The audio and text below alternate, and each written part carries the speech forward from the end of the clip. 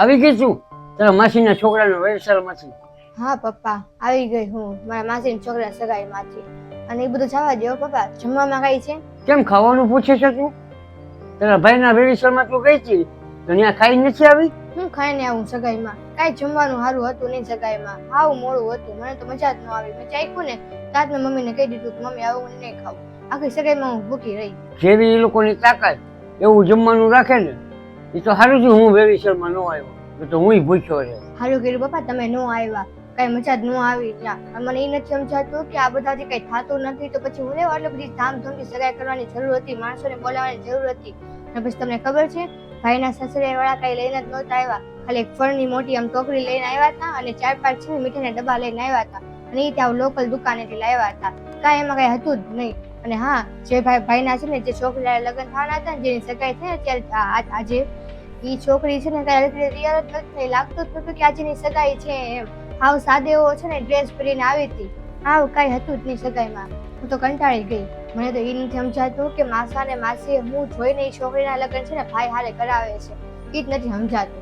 તારા માસીના છોકરાની ઉંમર કેટલી થઈ ગઈ છે તો એને થોડીક ખારી છોકરી મળે? આવી જ મળે ને, હિરોઈન જેવી થોડીક મળે. હા, એ વાત સાચી તમારી.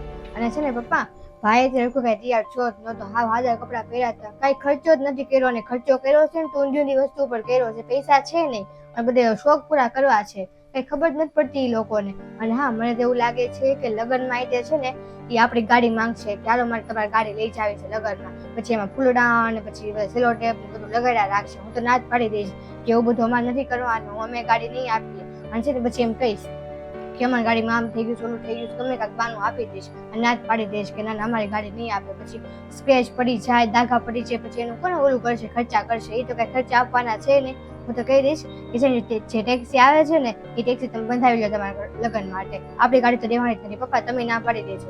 હા, એ જ બરોબર છે. હા બેન, તારો છોકરો માંગલિક છે ને એટલે, નકર તો વેલા લગ્ન ન કરાવી નાખે.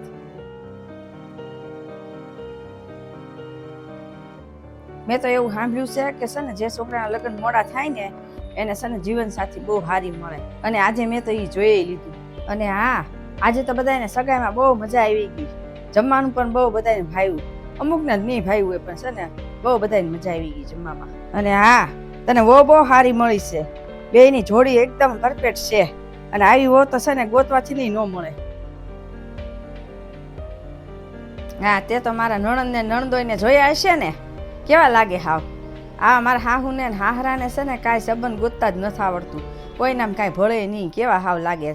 નણદોય છે મારી હાવ ઢીંગલી જેવી, એ નણદોય છે હાવ થાંભલા જેવો. સાસુ સસરા તો ઠીક, પણ એના પપ્પાએ ત્યાં કાંઈ છે ને હરખું બોલે નહીં ને કાંઈ જોવે નહીં, એને કાંઈ આવડતું નથી. બધા હરખા જ છે મારા સાસરિયામાં. મારા હાહરિયાવાળાએ છે ને મારી નણંદના લગ્ન છે ને પૈસા જોઈને જ કર્યા છે. અને નકરો છે ને જમાઈ પી પીને નકરી મારા બધા હાહરિયાને ગાળ્યું જ દેશ. છોડ ને બધી વાત. હવે મારા ભાણિયાના લગ્નમાં છે ને એના શેઠ છે એ ઓડી લાવવાનો છે ને તો હું બેહીશ, ભૂલતી નહીં, મને જ બેહાડજે એમાં. અને હા, હવે તું સાસુ બની જાય અને છે ને સાસુ બની ગઈ છે ને તો પાછી હોને છે ને દીકરીને જેમ રાખજે ને હરખી રીતે રાખજે, નકર હો તને હરખી નહીં રાખે. જો મારા નણંદને છે ને કોઈને બોલાવતું નહોતું હરખી રીતે, માન નહોતું દેતું, તે સાસુને સસરાને કાઢી મૂક્યા. આ હું તું કરે છો? ફોન કાપ પેલા. આપણા ઘરની વાત છે ને ઘરમાં જ રહેવી જોઈએ, બહાર કહેવાની કાંઈ જરૂર નથી. તને ખબર છે ને કે આપણા ઘરની વાત આપણા ઘરમાં જ રહેવી જોઈએ. તોય તું તારા મમ્મીને વાત કરે છે આપણા ઘરની? આટલા વર્ષો વહી ગયા આપણા લગ્નને, તોય તું સમજી ન એકી? અરે વાહ, તમારા ઘરની કોઈને વાત નહીં કરવાની, ઘરમાં જ રાખવાની. અને અમારા ઘરની વાત બધાને કહી દેવાની. મને ખબર છે આજ તમને આ બધી વાત કીધી છે ને એ તમે આખા ગામમાં કહી આવશો. તમારા બધા ઘરનાનું માન સન્માન છે તો મારા પિયરિયાનું માન સન્માન નથી? બધાના ઘરમાં છે ને આવી સમસ્યા હોય જ છે, કાંઈ એવું નથી કે આપણે એના ઘરની વાતને છે ને મરચું મીઠું નાખીને બધે ભેળવીને બધે કહી દઈએ. તમે છે ને કાંઈ ન મૂંઝાતા.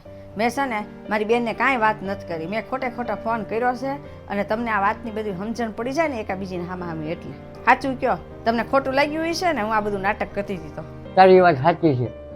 આપણે કોકના ઘરની ઠેકડી કરીએ ને મજાક ઉડાડીએ તો આપણે સારું લાગે ને, કોક આપણા ઘરની જો ઠેકડી કરે ને મજાક ઉડાડે ને તો આપણે બહુ ખરાબ લાગે છે. મને ખોટું લાગ્યું હતું. ને મને સમજાઈ ગયું. હવે પછી આ વાત કોઈની નહીં કહીએ આપણે. મને માફ કરી દેજે.